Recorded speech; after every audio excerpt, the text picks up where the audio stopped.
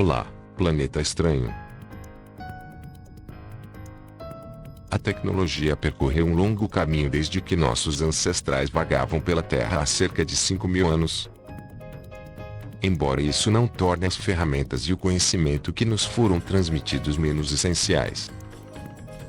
Podemos não construir com paus e pedras, e cozinhar sobre a fogueira ficou pelo caminho, mas ainda hoje essas relíquias continuam a lançar luz nos primeiros dias do homem. Mas quando um grupo de arqueólogos encontrou um artefato que parecia mais lixo do que tesouro, eles nunca anteciparam a riqueza de informações que ele revelaria. A descoberta não apenas forneceu informações valiosas sobre nosso passado antigo, mas também revelou que nossos livros de história podem não ter sido tão precisos. Afinal, você deseja saber mais? Bem-vindo ao mundo dos mistérios, a casa do conhecimento.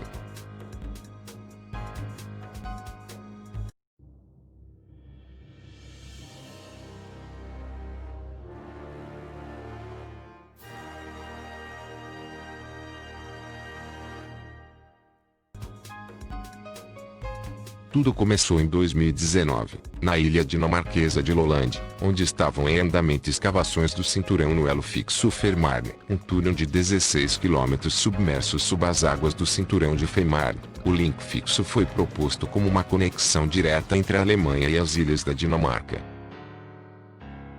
Porém, quando o trabalho chegou aos terrenos da antiga vila de Siltholm, a escavação foi interrompida. Aparentemente, os aldeões que antes chamavam esse lugar de lar, haviam deixado mais do que alguns paus e pedras para trás.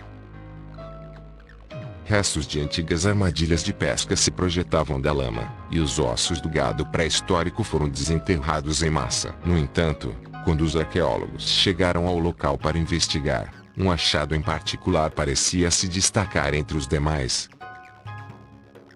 Era uma pequena bola de uma substância parecida com alcatrão, não maior que 1 polegada de diâmetro. Para os olhos estreinados, parecia um monte de lama comum. Para os arqueólogos, no entanto, a descoberta era inconfundível. Era alcatrão de bétula, um adesivo pré-histórico feito da casca cozida de uma bétula. Durante séculos, o homem primitivo usou esse tom pegajoso para consertar ferramentas e prender lanças e pontas de flechas em suas armas de madeira. Mas havia mais do que isso. Essa parte específica do campo, no entanto, parecia ter marcas de dentes. Quem usava esse alcatrão costumava mastigá-lo para mantê-lo flexível, embora esse não fosse o único motivo para colocá-lo na boca.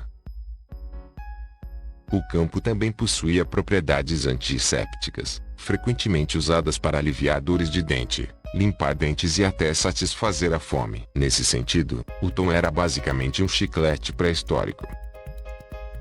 Isso estava longe de ser notícia para os arqueólogos, embora, ao examinarem a gengiva, um pensamento lhes ocorresse: se esse pedaço de casca já foi mastigado por um humano primitivo, poderia conter restos de seu DNA pré-histórico.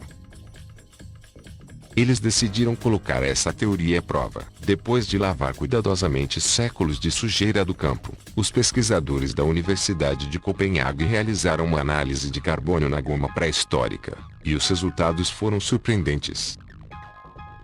O DNA da mastigadora estava completamente intacto, revelando detalhes cruciais como gênero, saúde e estilo de vida. De fato, havia informações genéticas suficientes aqui para reconstruir um genoma humano inteiro.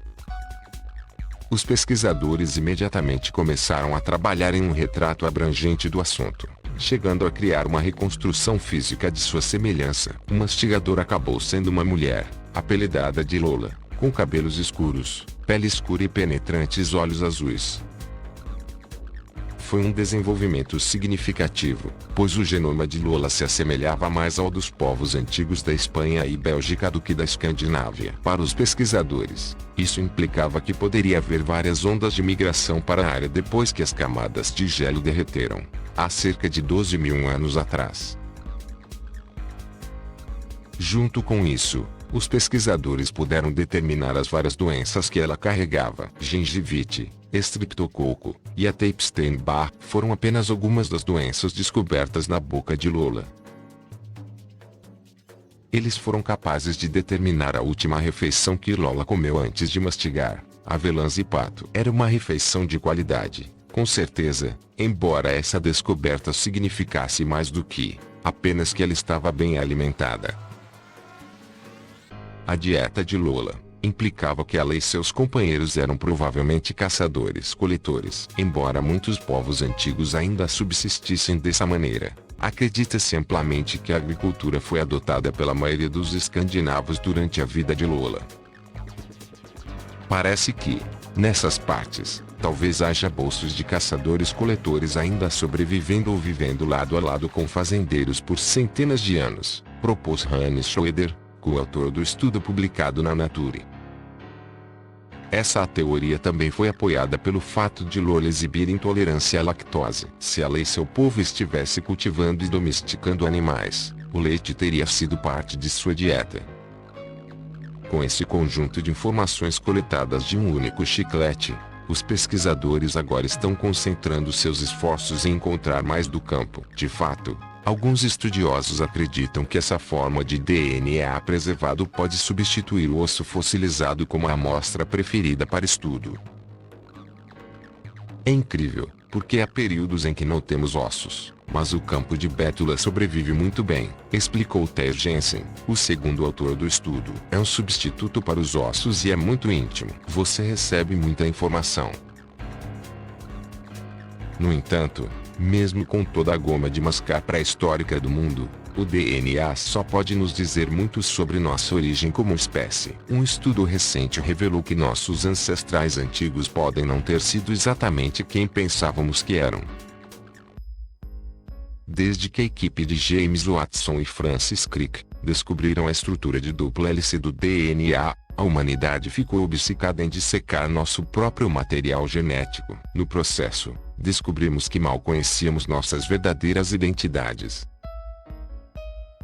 Alan Cooper, diretor do Centro Australiano de DNA Antigo, descobriu que isso é mais verdadeiro a cada dia que passa. Ele e seu colega, Dr. João Teixeira, investigaram os primeiros dias de nossa espécie, apenas para descobrir uma bomba genética. Para simplificar, Cooper e Teixeira descobriram que nossas árvores genealógicas incluem alguns ancestrais inesperados. Mas antes de enviar convites para sua próxima reunião de família, você precisará dar uma olhada em uma das cavernas mais famosas do mundo. A caverna Liang Bua, na Indonésia, é uma maravilha natural para moradores e turistas. O que realmente a torna especial, no entanto, são artefatos não vistos pela maioria dos visitantes. No fundo do solo, há itens perdidos de uma civilização primitiva, mas nunca de que você já tenha ouvido falar. A primeira revelação sobre Liang Bua ocorreu em 2003. Os cientistas desenterraram vários dentes e outros fragmentos esqueléticos nas cavernas. Embora parecessem bastante parecidos com os ossos humanos, havia algo de errado neles. Essas peças pareciam pequenas demais para ter vindo de humanos. Em vez disso, eles pareciam estar ligados a uma espécie intimamente relacionada que coexistia conosco há muito tempo. Em outras palavras, os escavadores suspeitavam que se deparariam com um potencial elo perdido. Não é segredo que, dezenas de milhares de anos atrás, o planeta Terra era o lar de todos os tipos de espécies selvagens que agora estão extintas. Mas essas criaturas não se limitavam a mamutes lanudos e tigres com dentes de sabre. Havia também seres que se pareciam muito conosco. Os primeiros seres humanos, ou Homo sapiens, apareceram na África há cerca de 300 mil anos atrás. À medida que sua cultura se desenvolveu, eles se mudaram para a Europa e Ásia. Lá, eles encontraram vários homínidos, povos arcaicos que eram geneticamente próximos a nós. Observando as ruínas da caverna, Cooper, Teixeira e seus membros da equipe da Universidade de Adelaide determinaram que eram de uma espécie diminuta chamada Homo floresiensis. A curta estátua deles ganhou um nome fantástico na comunidade científica.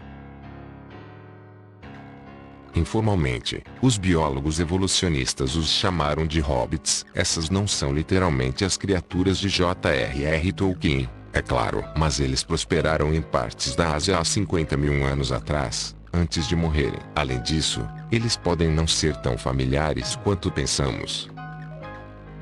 Afinal, os homininos estão em nosso DNA, especialmente quando nos encontramos no meio da tendência. Muitas pessoas estão aprendendo que seus genes são de até 2% de neandertais. Certas características físicas também suportam essa descoberta. Existem várias características dos neandertais que aparecem nas pessoas comuns. Com base em nossa ideia caricatural de homens das cavernas, uma saliência de sobrancelha proeminente é provavelmente a mais conhecida. Porém, qualidades mais sutis, como a depressão a longo prazo, também estão associadas a essa espécie humanoide. Os neandertais, no entanto, podem não ser nossos únicos ancestrais. Os cientistas localizaram outros genes, EH, hominina extinta, em humanos modernos. Embora exista uma chance dessas espécies se perderem nas areias do tempo, Cooper e Teixeira se sentiram compelidos a olhar mais de perto os hobbits. Ao colocar um gene misterioso moderno conhecido como EH2, sob o microscópio, os cientistas descobriram que ele correspondia às amostras de ossos de Liang-Bua. Além disso, esse gene apareceu principalmente em pessoas que vivem no sudeste da Ásia. Essa conexão surpreendeu Cooper. Além de localizar outro ancestral dos humanos modernos, seus testes provaram que o Homo sapiens interagia com espécies relacionadas muito mais do que os estudiosos inicialmente suspeitavam.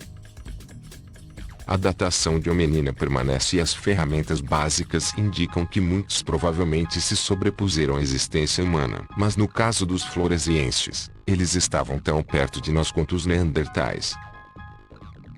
O Homo sapiens deve ter ocasionalmente produzido filhotes com esses hobbits, e o legado de sua cultura perdida permanece em nossa carne e sangue. É verdade que ainda existem incontáveis mistérios sobre as origens da humanidade.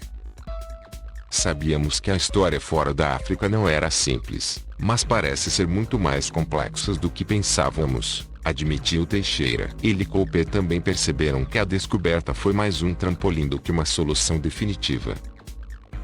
Os pesquisadores deduziram que existem até 3 outros homininos desconhecidos que cruzam com seres humanos. Poderíamos estar apenas uma expedição de decifrar esse código genético. Afinal, os hobbits pré-históricos não são as únicas espécies perdidas que surgiram recentemente.